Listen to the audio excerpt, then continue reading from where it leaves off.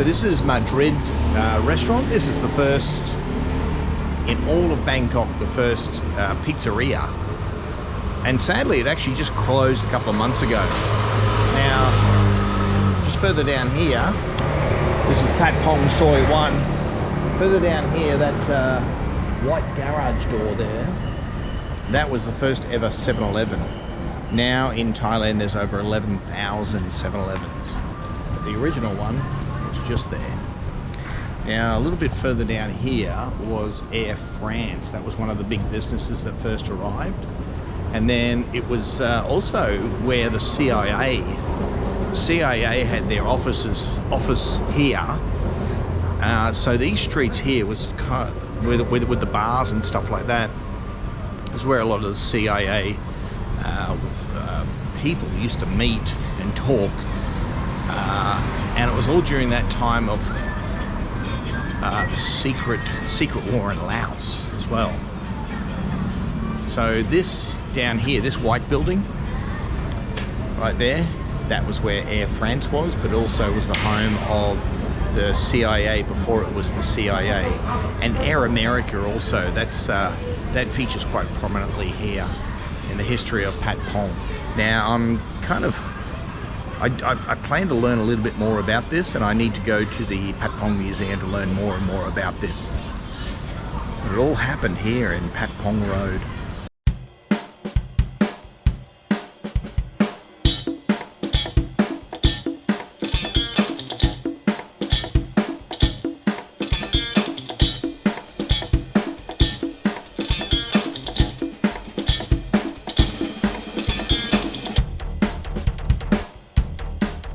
Arrived at the Patpong Museum. Patpong here. I'm about to enter, and I don't know what I'm in for. But we'll see what we find here at the Patpong Museum. Maybe a bit of this.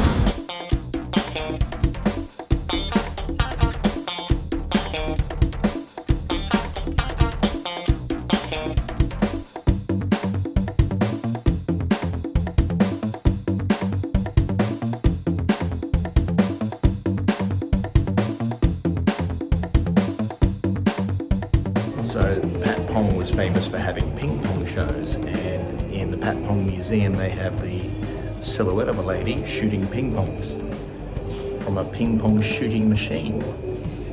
I'll let your imagination fill in the blanks. So I moved to Bangkok during the COVID pandemic, and one of the restrictions because of COVID was they put an end to soapy massages. Anyway, there's a video here that actually shows you exactly what a soapy massage is. I don't think I can show it on YouTube.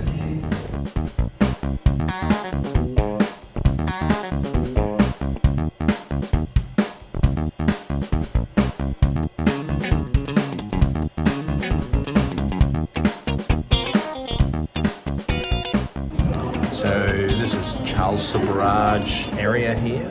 Here's a map of where the victims sadly lost their life. And that was the Kentint house, so we visited early in this video. As you can see, he dumped some bodies in Pattaya, and here are some newspaper clippings as well about Charles Subaraj. And they're playing the Netflix series as well there. I'm actually a big fan of a diorama. I love a museum, and they've got the best Patpong diorama here. So you can kind of wander around. I do remember coming to Patpong years ago. I remember seeing this. You'd walk down the Soi. I can't remember which Soi this is, but you'd walk down the Soi and you'd look up and you'd see this overpass area with a glass and the girls were dancing. That's a vivid memory in my memory. And we've got the next Soi, Kiss. Kiss is where we walked past before. So I was walking back and forth this Soi before when I was doing some videos. It's a really good diorama of what it looked like back in the old day.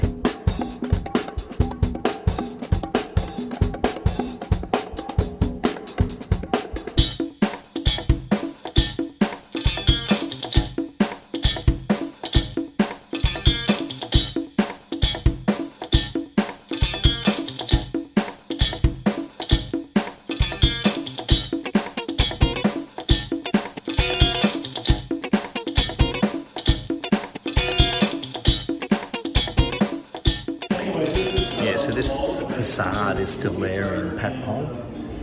I got that on some video earlier. We've got the Kiss, the Super Girls, the Tip Top restaurant. Air America, that was one of the main features here in the Patpong Museum. I'm next in line for the guided tour. So I'm actually just exploring on my own now. Oh, what's this?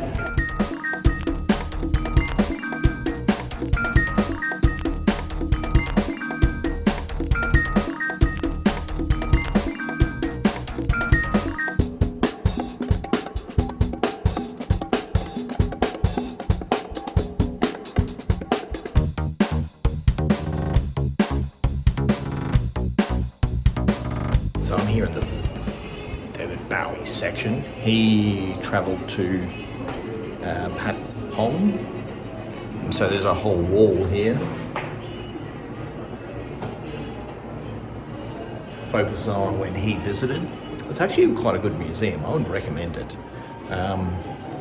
It's actually quite well done. There's Apocalypse Now section. There's the Deer Hunter, which used the Mississippi Queen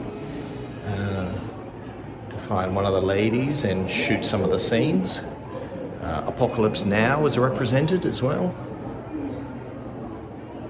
Actually, it's a good museum. It's definitely worth coming and having a look. Again, back with the Charles Sabrage the Serpent, I don't want to kind of celebrate human trafficking or anything, or the red light district, but just it's an observation. So I'm here in Thailand, in Bangkok. I've been here 2 years and I'm soaking it all up. I'm just an observer, and so this is what I've found, and I actually don't know what to think about it all. I guess so. The story goes the Grand Prix was the first go-go bar, and it kind of found a loophole in the rules. The rules were basically you need a special entertainment license to have like live music. But they found the loophole in the rules, which was basically they only had a jukebox and they had go-go dancers. Now the go-go dancers weren't by definition entertainment, they were just people dancing. So when the authorities came to crack down on this, is this an entertainment venue? They'll say, no, there's no live music. Just people dancing. Just so happened to be that the dancers were dancing scantily clad and on stage with poles. So thanks to the Grand Prix, who started the go-go scene, it then was copied and copied and copied, and Patpong kind of grew to infamy from there.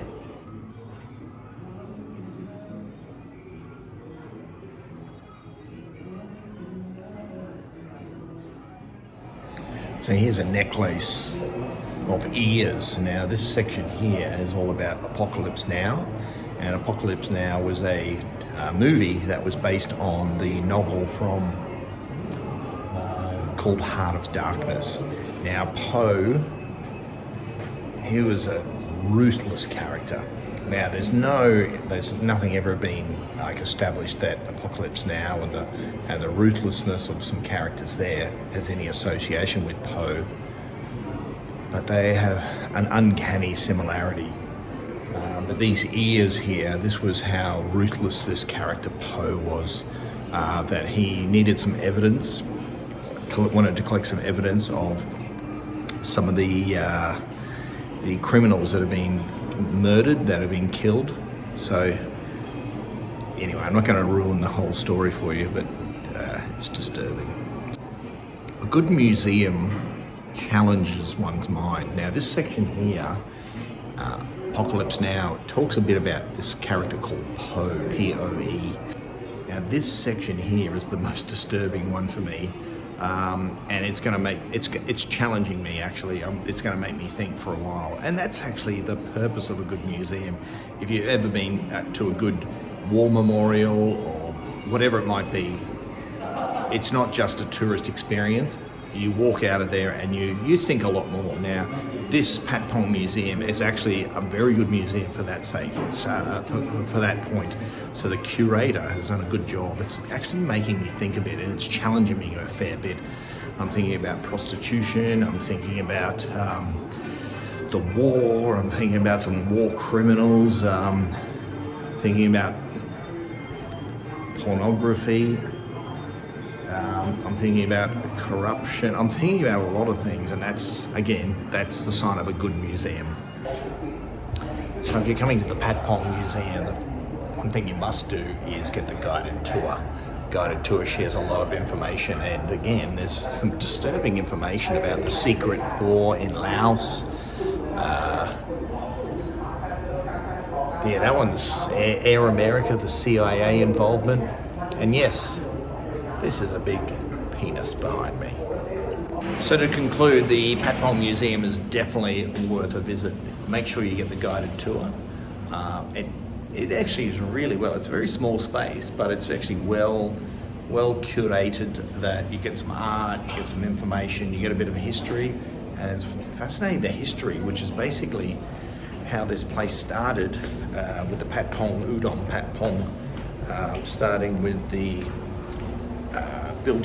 building the Soi 1, the first street, Patpong Street, and then big businesses coming in like Air France and before the CIA was known as the CIA, they moved in as well, and then catering for their needs with bars and things like that. It's a really well done museum. I really actually recommend it. I've learned a lot, and it's actually made me think a lot as well. So as I say, that's a sign of a good museum.